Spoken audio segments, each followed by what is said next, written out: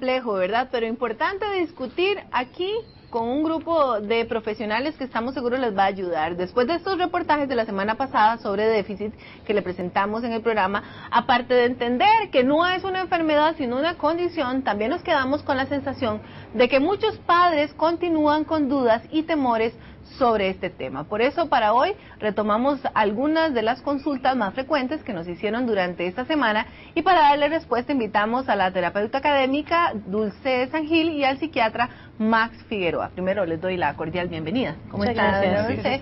Doctor, mire que me interesa mucho, tal vez antes de empezar a contarles algunas de estas consultas que nos llegaron, el porcentaje de niños con déficit atencional que realmente podría uno catalogar que necesita, o lo más conveniente sería la Ritalina, porque yo siento que mucho de la discusión está basado en eso, en que muchos padres sienten que sus hijos tal vez no necesariamente necesitaban del medicamento.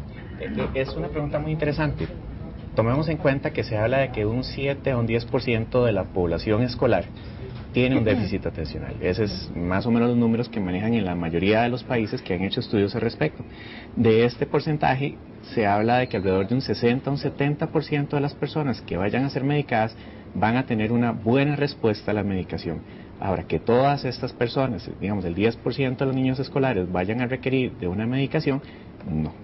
Muy probablemente estemos hablando de un 50 a un 60% los niños que podrían beneficiarse eventualmente de la medicación, dentro de las indicaciones que esperaríamos médicamente, ¿verdad? Pero ¿cuáles diría usted que serían esos casos necesarios, según su criterio profesional?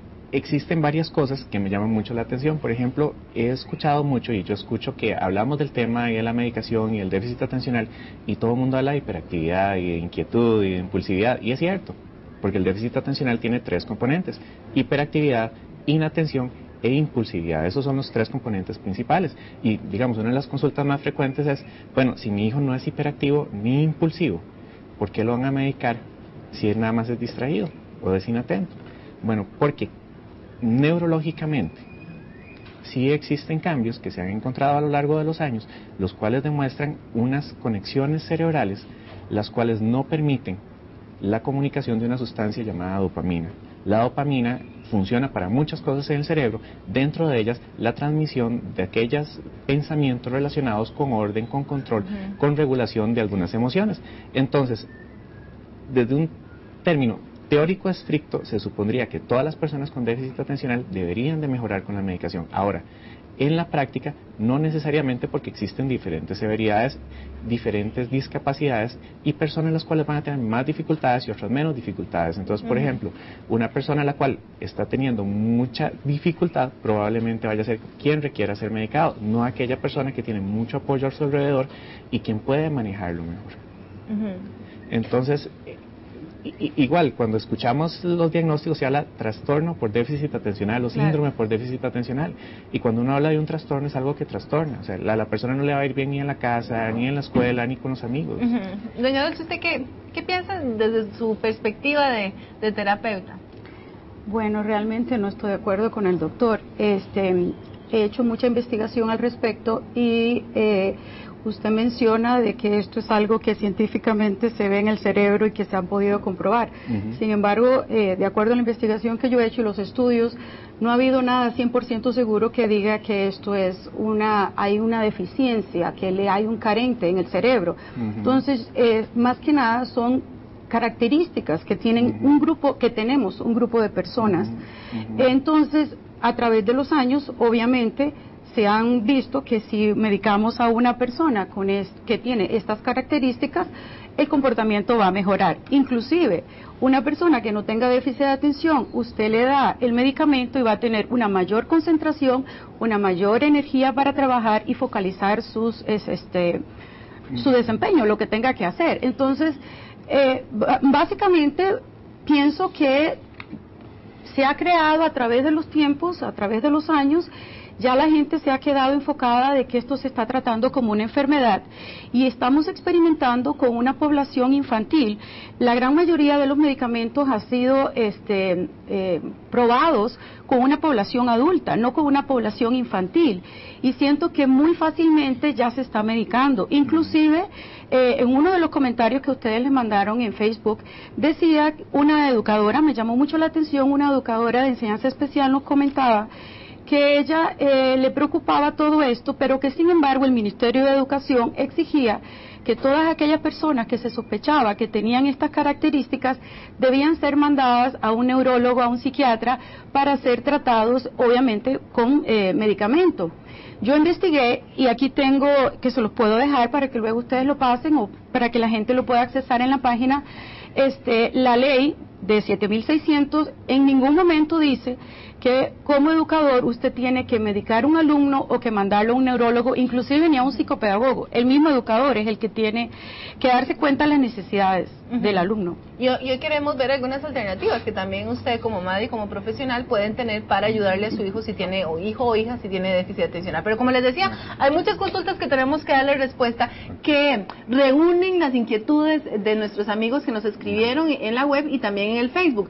Quería leerles primero la de Jensi. Doña Jensi nos escribió en el Facebook lo siguiente: a mi hijo de 5 años lo acaban de diagnosticar con DA y aunque yo no quiera darle tratamiento, el psiquiatra, la psicopedagoga y la psicóloga de la escuela me dicen que es la mejor opción. ¿Cómo voy a cuestionar la decisión si se supone que son los profesionales en la materia y que saben qué es lo mejor para mi hijo?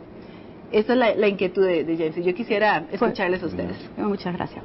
Bueno, yo pienso que la herramienta más importante de todo padre de familia es el conocimiento, informarse.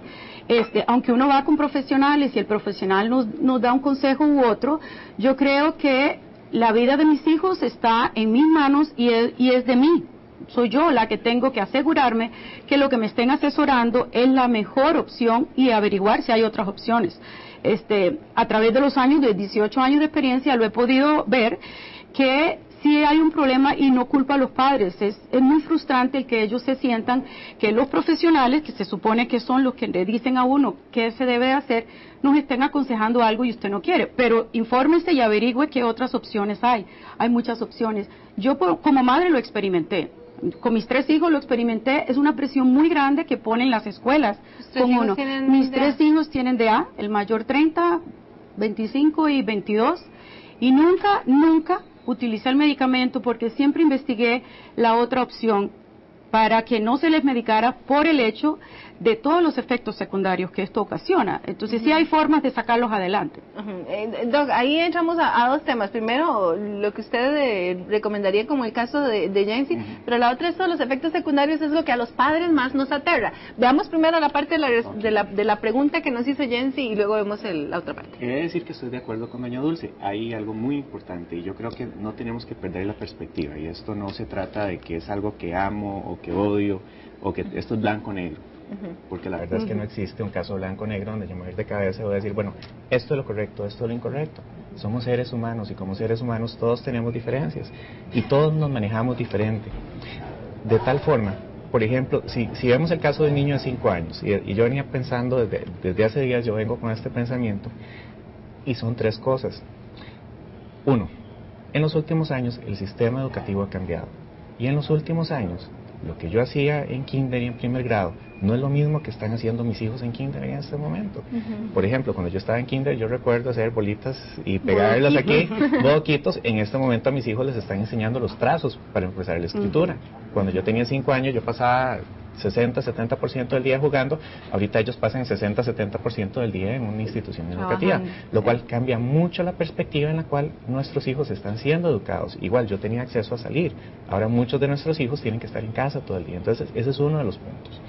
2, existe conocimiento que no teníamos hace muchos años, porque estamos hablando de esto como si fuera algo nuevo y esto no es nada nuevo. Sí, imagínense que la Ritalina salió al mercado en el año 1956. Entonces existen estudios que no son ni de ayer ni de antier, son estudios que se hicieron de los 60 a los 80 a los 90. Entonces hay personas adultas con hijos y hasta nietos que ya han tomado Ritalina. Y ahora vamos a hablar del asunto de los efectos secundarios. Y la otra parte, que viene directo a la respuesta, la medicación es una herramienta más, o sea, no es el tratamiento absoluto, y es algo que tiene que quedarnos a todos claro. O sea, la medicación es algo que ayuda. Ahora que doña Dulce decía, es que la limitación y que falta algo en el cerebro, no hace falta nada en el cerebro, de una persona con DEA no le falta nada, y tal vez, no sé si tal vez fue malentendido, pero déficit atencional, o sea, falta atención, falta concentración, dentro de los problemas de conducción neurológica, o sea, ahí no se pierde nada del cerebro, es muy difícil que se me salga una sustancia, o sea, a menos que tenga una herida ahí abierta y empiece a chorrear algo por ahí. Entonces, lo que tenemos es un problema de conducción adentro del cerebro que se trata de mejorar en las personas que lo necesitan. Ahora, un niño de 5 años, mi recomendación, un niño de 5 años está muy pequeñito y faltan muchas cosas por hacer. Tenemos el mayor problema, que es el nivel de desarrollo. ¿Qué quiere decir esto? Que hay muchas cosas que nosotros vamos madurando. Imagínense que nuestra maduración neurológica y las funciones de todo el cuerpo termina hasta los 18 años. Entonces, muchas veces donde chocamos es por el asunto del desarrollo. A veces queremos que un niño muy pequeño haga cosas que quiere hacer alguien muy grande. ¿A partir de qué edad entonces es que ustedes como profesionales valoran? Depende mucho de casos específicos. Entonces, por ejemplo, la gran mayoría de los casos tienden a ser medicados después de los 7 años. Se espera tal vez que entren a primaria y entonces uno tenga esta trayectoria de preescolar y más o menos una identificación de síntomas. Ahora, menores de 7 años son casos muy seleccionados, muy peligrosos. Ahora, yo no les voy a decir que yo en mi práctica yo no haya medicado a niños de 5 años, pero por ejemplo, voy a medicar a un niño de 5 años que se subió al hermano de 2 años en los hombros y bajó corriendo las escaleras de la casa. Entonces, cuando este niño se pone en riesgo, él o a su familia, y los papás ya han agotado cierta cantidad de intervenciones, ya no se puede.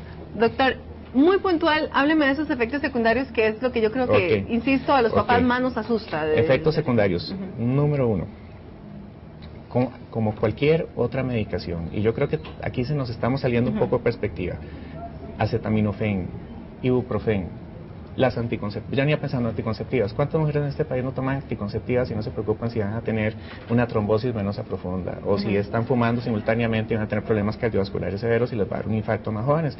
O sea, yo no estoy diciendo que sean medicamentos malos, pero son cosas de información y yo creo que aquí el punto, como usted decía, doña Dulce, es información y es conocer. Esto se hace con consentimiento. Entonces, nosotros hemos trabajado en lo que se llama el consentimiento de la medicación y es exponer a los padres pros y contras. Efectos adversos. Existen efectos muy frecuentes, relativamente no tan frecuentes y muy raros. Dentro de los efectos adversos más frecuentes están la pérdida del apetito, el insomnio, que podría ocurrir. En algunos casos puede ocurrir irritabilidad, que no ocurre tan frecuentemente. Pueden ocurrir también tics o el aumento de los tics en las personas que sean susceptibles a esto, aunque no está demostrado, porque hay casos en donde cuando uno tiene tics más bien mejoran cuando se les da la medicación. Hay algunos niños los que podrían presentar, por supuesto, que somnolencia. Hay otros niños que lo que podrían tener es que no les haga absolutamente nada. Hay niños que podrían presentar dolores de cabeza, dolores de estómago inicialmente. Y así tenemos una amplia gama. De cada caso. Depende de cada caso, pero es una amplia gama de efectos. Entonces, la idea es, cuando yo planteo la medicación a unos padres es, ok, esto puede pasar. Ahora, otra de las cosas que ocurren es que estos medicamentos son de acción hipercorta. O sea, este medicamento yo se lo doy a alguien, el medicamento está 4 horas en el organismo, se elimina más o menos a las 12 horas. Si yo me lo tomo hoy, y si yo fuera si yo fuera contador, el ciclista, y me hacen las muestras, nadie va a encontrar trazas. ¿Por qué? Porque el medicamento se elimina muy rápido del organismo. Voy a ver cómo aprovechamos, porque me pareció importante, porque siguen siendo muchas dudas que quedan dentro del tema que desarrollamos la semana pasada en los reportajes. Voy a hacer las consultas a ver qué tan puntuales podemos ser. Milena Hernández dice, ¿un chico puede tomar el medicamento solo en época de exámenes para que así no se den los efectos secundarios de los que han estado hablando a propósito de este tema? Sí se puede. De hecho, la mayoría de los adolescentes grandes tienden a usarlo solo en periodos específicos porque ya no quieren, entonces se puede usar, no hay problema. Doña Netsi Rivas Durán dice, pongamos los pies en la tierra mientras cambia el sistema educativo. ¿Qué hacemos con nuestros niños en la escuela? ¿Cómo se les puede apoyar? Y era un tema también, ese sería otro gran tema, pero... Antes de pasar a contestarte eso, me gustaría nada más que, y tal vez usted, doctor, me pueda elaborar un toquecito sobre lo que estábamos hablando de los medicamentos. Una de las cosas que a mí más me inquieta es que el medicamento también se está siendo utilizado por adolescentes y lo están triturando y lo están inhalando y está dando los efectos estos de la cocaína. No sé, creo que esto es muy importante que lo toquemos. Disculpe, yo también tengo déficit, así que usted me disculpa que yo soy impulsiva, pero una de las cosas que también a mí me llama la atención es que Es cierto que la gran mayoría también están recibiendo Concerta, y la Concerta tiene una duración mucho más prolongada que la Ritalina, y esa como que se está haciendo más común que la Ritalina. Ok, hay tres cosas aquí, y yo creo que son importantes para que la gente las conozca. Resulta que, ¿qué efecto tiene la cocaína? La cocaína es un medicamento que cuando se consume, se lo pueden preguntar a cualquiera de los doctores del IAFA, si en algún momento quieren ahondar en esta parte de las adicciones más adelante, son medicamentos que aumentan la dopamina, son sustancias que aumentan la dopamina. La dopamina, y yo hablo de la dopamina, y perdonen si es un término muy técnico, es una sustancia del cerebro que nos ayuda a experimentar el placer y la tranquilidad. Imagínense que la dopamina se libera en cosas tan sencillas como comer, y el liberador natural de dopamina más grande que hay, por ejemplo, son las relaciones sexuales. O sea, eso libera dopamina, y por eso a las personas les gusta comer y todo lo demás.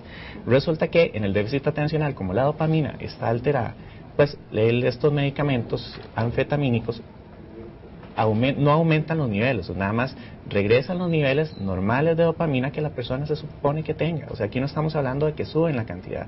¿Qué sube la cantidad? El tabaco, el alcohol, la cocaína, la heroína y todas estas sustancias. Entonces, no es que el medicamento da una elevación altísima. Se hicieron muchos estudios en el pasado por el riesgo de las adicciones, la dependencia y todo eso, y se ha visto que no.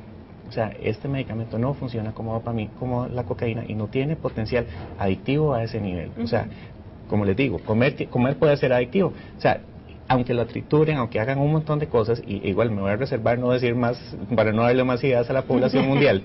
Una de las cosas que sabemos es que estos medicamentos, por más procesos que haga, o sea, es muy complicado llegar a obtener un proceso que levante a una persona como lo hacen las otras drogas. El problema es que lo estén haciendo. Lo están haciendo. A mí lo que me preocupa aún más, en las universidades, perdón, lo están vendiendo también.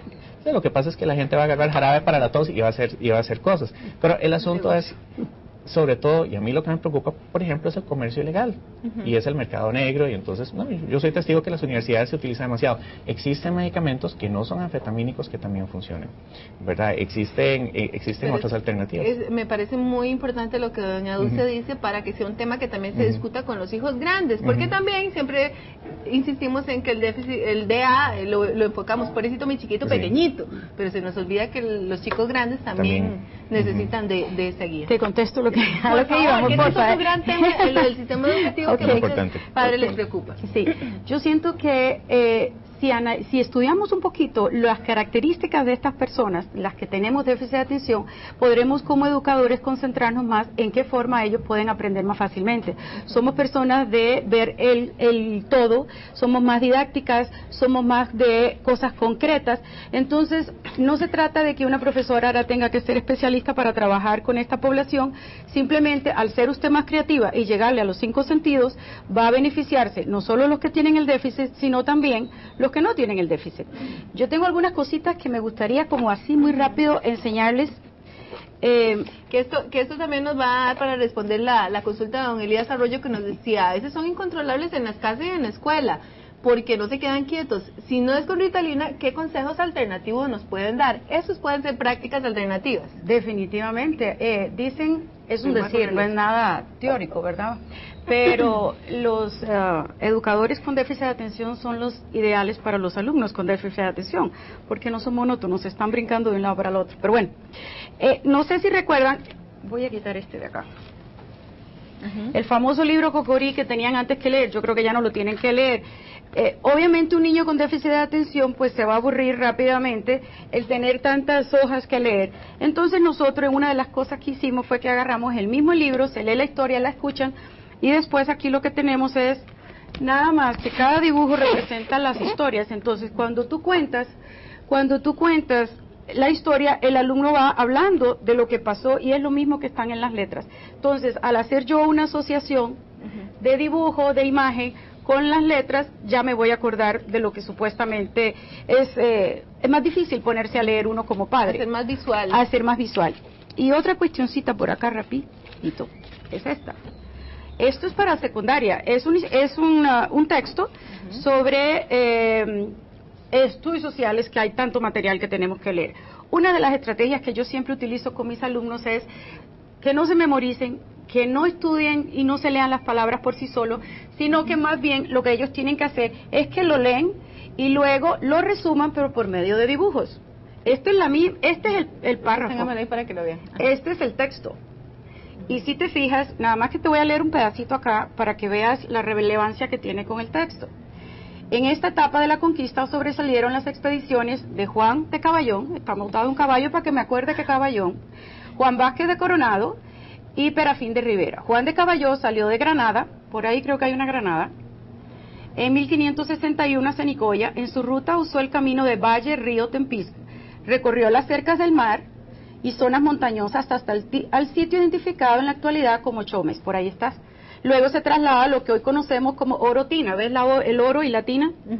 En fin, no tenemos que ser Orotina para que me acuerde de Orotina. O sea, uno lo que tiene es que ser sumamente creativos con ellos porque es una población que aprendemos las cosas para aprenderlas y hacerlas entretenidas tiene que tener un sentido, tiene que tener una relación. Los muchachos preguntan mucho, ¿y para qué yo tengo que saber esto? ¿De qué me va a servir? Pero si nosotros relacionamos las cosas, es mucho más fácil para ellos.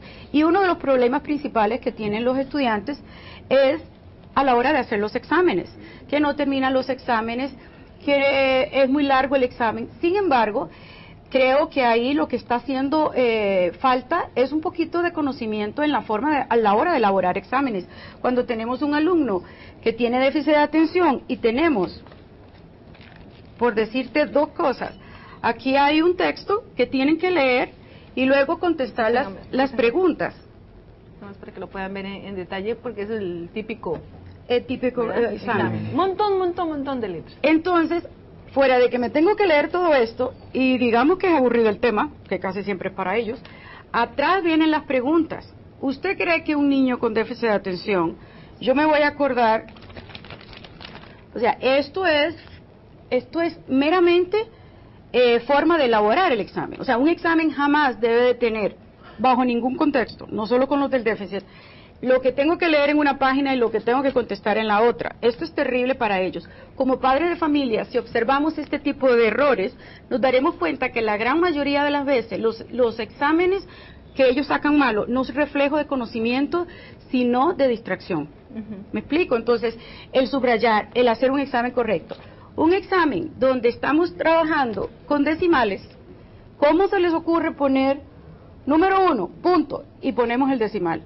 Entonces el chiquito agarró, ahí tal vez no se aprecia porque esto es un examen verídico que yo lo voy copiando, pero me explico lo que quiero decir, o sea, no podemos hacer que 1 punto, y después dice 2 metros es igual a que el niño puede haber entendido 1.2 m.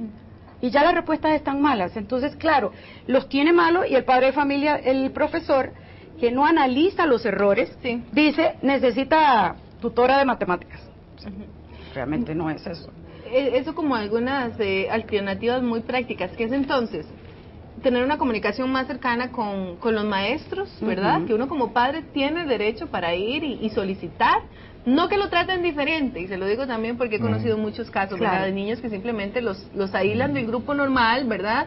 Y los tratan como hasta tontos, ¿verdad? Sino que ante todo se les dé un trato más personalizado, tal vez. Perdón, de hecho, en la ley 7600, ese es el contenido supuestamente teórico de la ley 7600, ¿verdad? Que es el acceso de los niños a apoyo educativo por sus dificultades específicas. Sí. Por sus diferencias, perdón. Diferencias, pero le hacen que sea difícil. Diferencias no es menos. Me parecen bien los dos puntos.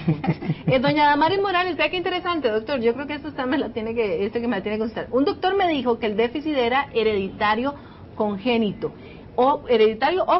y que todos los ancianos con Alzheimer tenían déficit atencional, por lo que el doctor me dio a entender que mi hija iba a padecer esta enfermedad. ¿Qué hay de realidad? Lo pregunta doña Damaris. Ok, bueno, yo creo que de nuevo, regresamos al asunto de la información, y uno de los grandes problemas que tenemos es la desinformación. El déficit atencional como una de sus múltiples causas, porque realmente es algo multifactorial. Esto no solo tiene que ver con genética, por supuesto que hay genética y, bueno, un ejemplo, ¿verdad? Mamá y 3 hijos, ¿verdad? Mamá y 3 hijos, ajá. Y en muchos casos, y así funciona, o sea, realmente hay cosas que nosotros le damos a nuestros hijos, una de ellas es la estatura y el déficit atencional más que la estatura. Ahora, El Alzheimer es completamente un tema aparte, Sí. de hecho que está en estudio, hay muchas cosas por ahí, pero el hecho de que yo le pueda heredar potencialmente un déficit atencional a mis hijos no quiere decir que vaya a tener Alzheimer o algo así. Y regresando un poquito a la parte del DA, hay muchas otras cosas, o sea, no es solo genética, o sea, es el ambiente, es el estilo educativo, es la presencia de violencia, de otros distractores que podrían ponerlo peor. Doña Francesca Vitelo resume varias inquietudes, yo se las voy a resumir en una.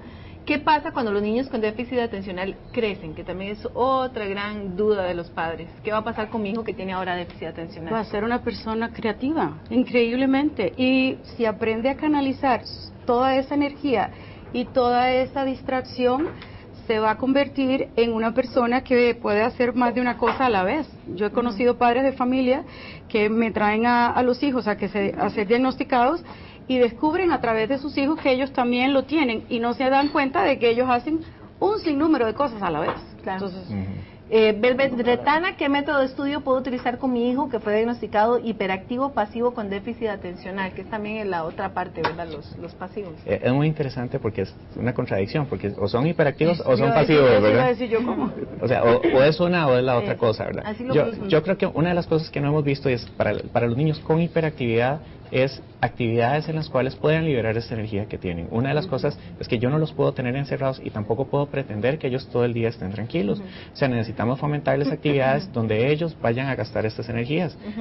Deportes al aire libre, grupos, cosas donde ellos se sientan útiles y productivos.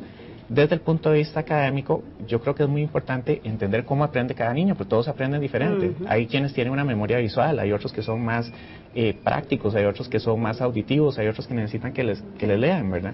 Entonces, una de las cosas muy importantes es establecer de qué forma aprende mi hijo. Por ejemplo, hace unas semanas estaba viendo una persona que me decía, si mi hija está en clase y le están leyendo la materia y le está copiando la pizarra, se saca 0. Si salen con otra profesora de ciencias que les gusta sentarlas en el parque, entonces les saca fotos y saca las flores y hace todo, la chiquita se saca 100. Entonces tiene mucho que ver con cómo aprende cada Pero uno. es la responsabilidad de los padres también de involucrarse, Es ¿no? que yo siento que estoy totalmente de acuerdo con el doctor. Yo siento que aquí lo que se debe estar haciendo y la población esta son los que nos están diciendo que algo está fallando en el sistema. Entonces estamos buscando la salida fácil, que es las escuelas inmediatamente mandar al niño al médico para que esté tranquilo, pero no estamos haciendo nada realmente para nosotros como educadores evolucionar. Y con esta nueva tecnología, o sea, el mundo de la tecnología que vivimos, los métodos en las escuelas siguen siendo iguales, mayor se van a estar aburriendo los niños, o sea, es increíble. Activémoslos.